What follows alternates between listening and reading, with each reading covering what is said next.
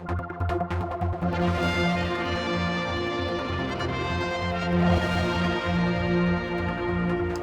I'm joined by the chairman of Zurich, who's come to the Isle of Man for a visit, although I know you're here quite a bit, but you're based in Hong Kong.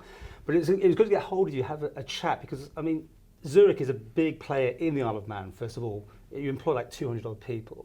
And I'm quite intrigued to see, from your point of view, first of all, how the Isle of Man is shaping up, for instance, in this new world we're living in, where everyone's giving information to everybody else. Has it caused you concerns, for instance, the way we are now doing business as an island? I think the nature of the business that the island support has changed, but the fundamental mission of the business hasn't. So we support customers we've always done. I think the Zurich International business started off as mainly an offshore business. That's the real change, that most of our customers now operate on an onshore basis. We don't do grey area insurance anymore, if you understand that concept. I think we sell now to people who are resident of the countries in which we sell.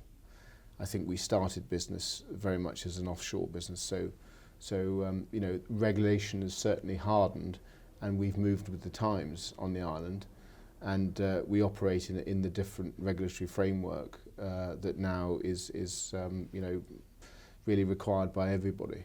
So that's obviously brought problems then to some degree, has it, by the way the world has shifted? No, I don't think these are problems. I think these just reflect the changing regulatory standards to which the world now operates. And I think the great thing about the Isle of Man is that it's adapted very well and met the requirements as they've changed. The fact that we're still here after 32 years, I think, is testament to that ability to adapt to the changing environments. Your company itself, though, has had quite big seismic changes within it. A couple of years ago, it looked like the Isle of Man was sort of losing out to maybe Hong Kong, from what I understand. But that's changed, has it? Well, I don't think it ever lost out to Hong Kong.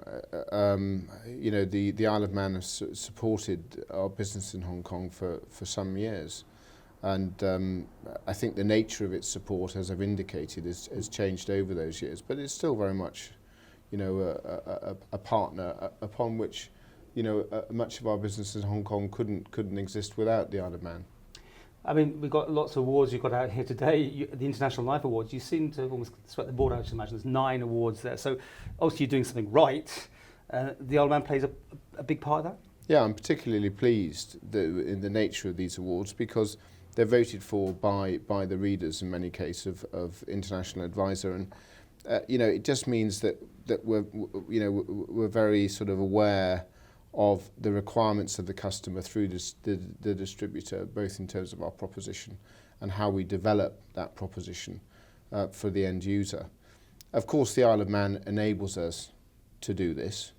It's a very strong regulatory framework. The talent that we see on the Isle of Man continues to be first class, so we draw on that talent, we draw on the skills. We've got a great depth of industry skills in the Isle of Man that obviously support the development of our business, and we see the outcome in these awards, in which I'm very pleased.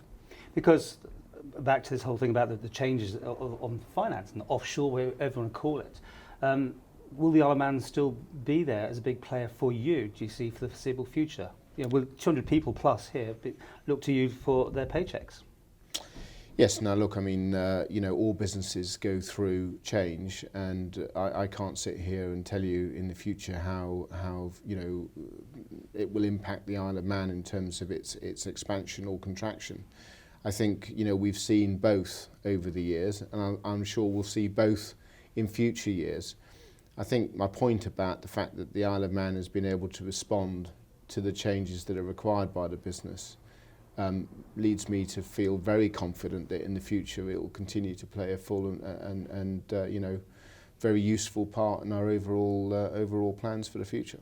Is there anything you'd like to see the government here do to enhance your business? And do you have that way that you can just go and knock on their doors? And talk to them? Well, we do have ways in which we can, through the Insurance Association, that we can put over our views. But I'm very pleased with the support we get from the government. I think it's a very forward-thinking government. It often comes out to the markets that we support from the Isle of Man, and we see a very positive, role that they play.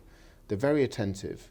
They really listen to the industry requirements, and I think they're rather like the regulator in the Isle of Man, that they're very, very supportive and responsive. I think the strength of the regulation and the strength of the government's support to the industry, I think, is again reason why we're still here after 32 years, and I'm very pleased for it. The UK Exchequer has been tinkering around with various things to do with pensions and all that sort of thing. Is that good or bad for you, and does it affect the business? I think it's good for the business. It obviously, if you're in the annuity business, I think you might have had a shock. But look, I mean, again, I think what's good for the end customer is good for us.